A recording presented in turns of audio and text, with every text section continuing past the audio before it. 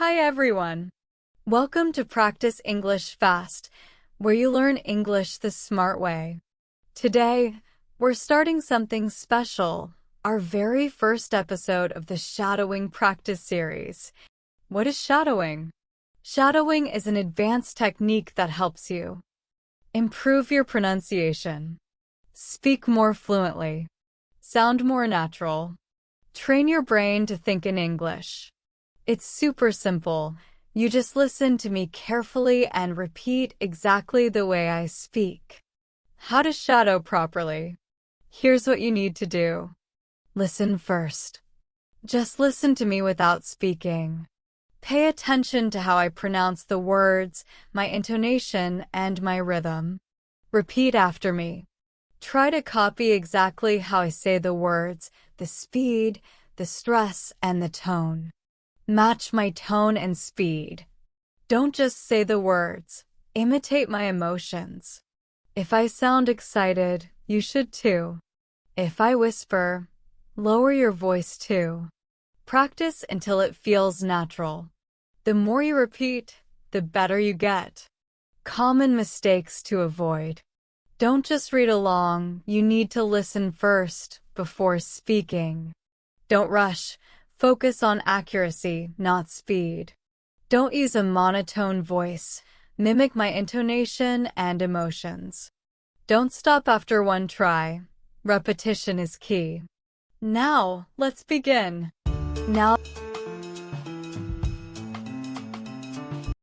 It was a normal Saturday morning when Jake stepped out of his tiny apartment, dressed in his usual jeans and a hoodie.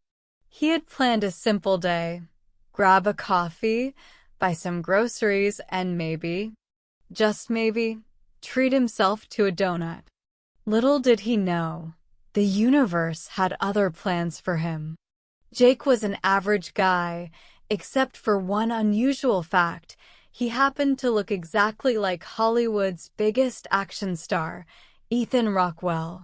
The resemblance was uncanny.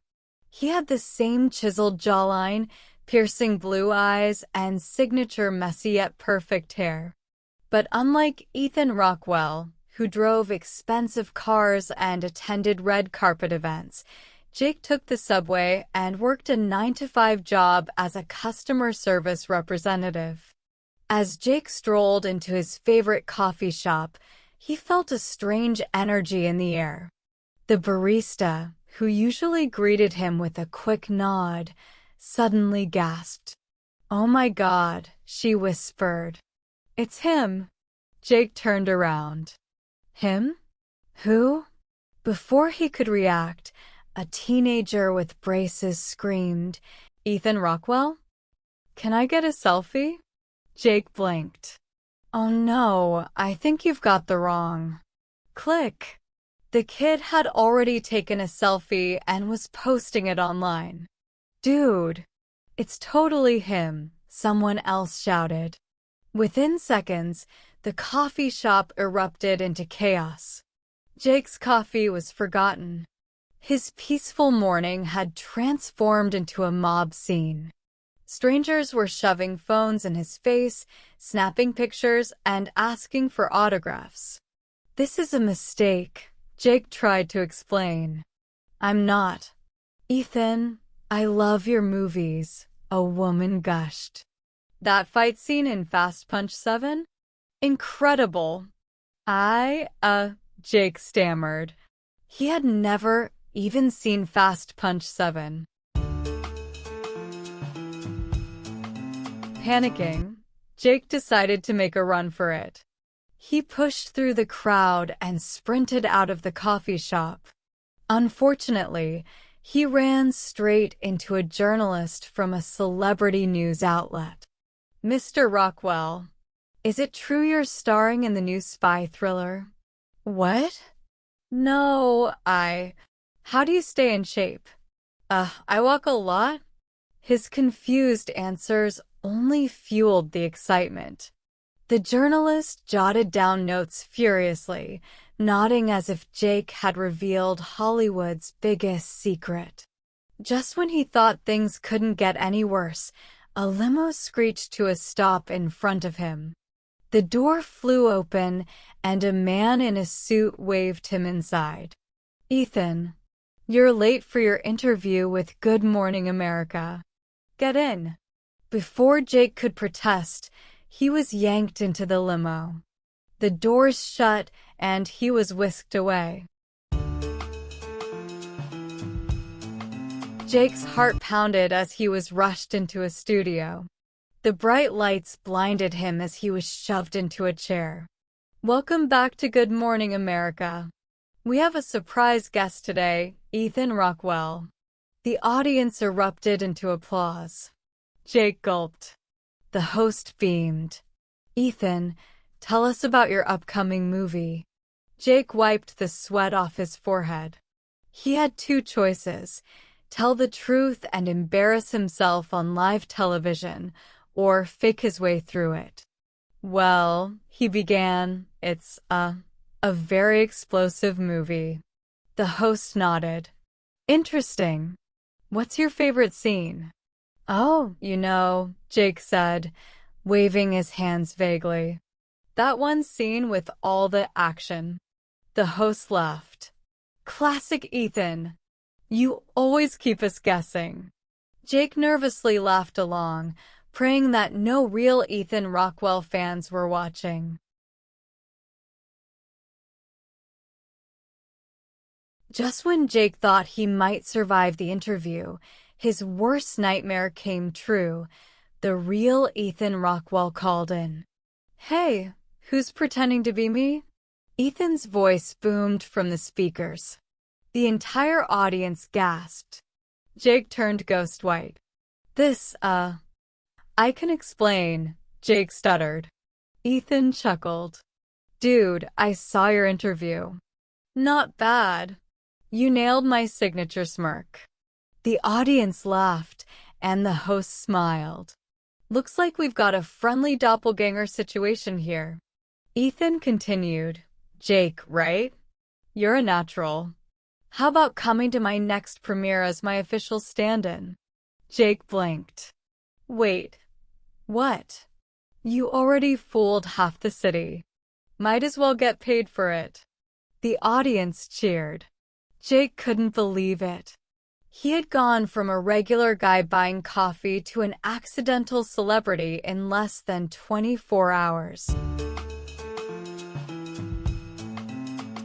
Jake accepted Ethan's offer, and while he never became a movie star, he did enjoy free limo rides and red carpet events now and then.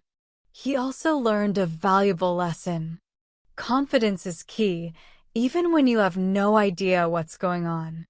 And most importantly, always be prepared to talk about action movies if you look like an action star.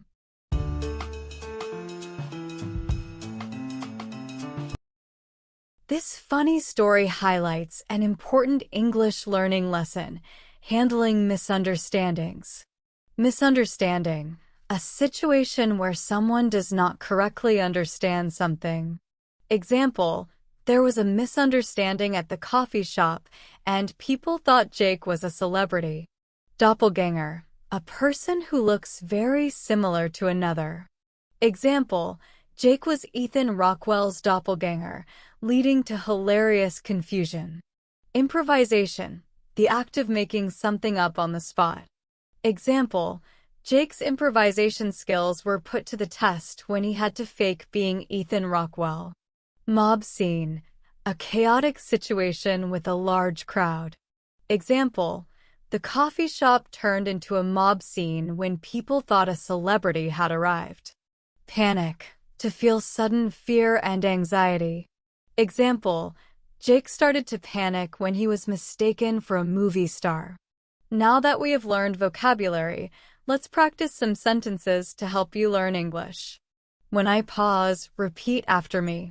This will improve your fluency and pronunciation. The resemblance was uncanny. Meaning, the similarity was so strong that it was almost unbelievable. Repeat after me. The resemblance was uncanny. The resemblance was uncanny. When can you use this phrase? When two people or things look almost identical. When something looks or feels eerily similar to something else. Example: when I saw the painting of my great-grandfather, I was shocked. The resemblance was uncanny. I looked just like him. Next, dude. It's totally him.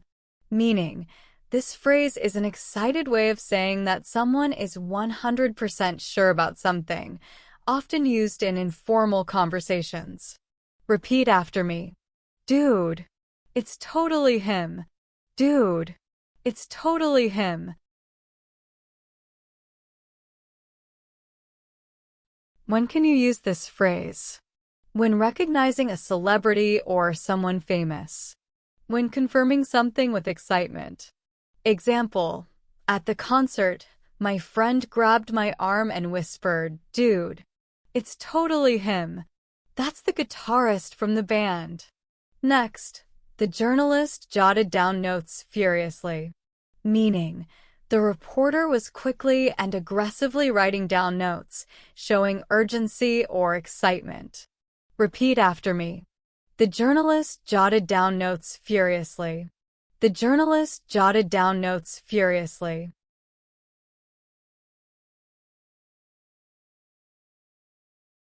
When can you use this phrase?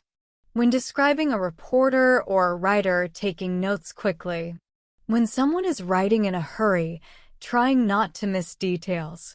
Example: during the press conference, the journalist jotted down notes furiously as the politician made a surprising announcement. Next one is, you nailed my signature smirk. Meaning, you did something perfectly, especially copying someone's facial expression or style. Repeat after me. You nailed my signature smirk. You nailed my signature smirk.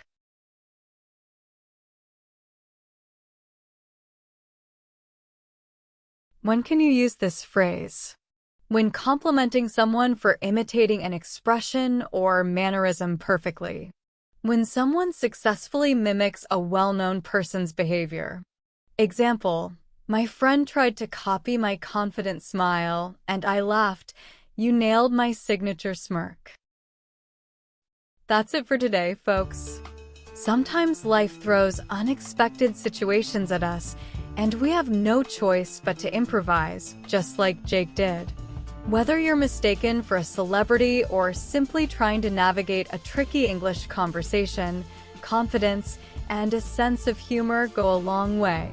So next time you find yourself in an awkward moment, just roll with it. And hey, maybe even practice your action star smirk. You never know when it might come in handy. See you in the next story. Happy learning!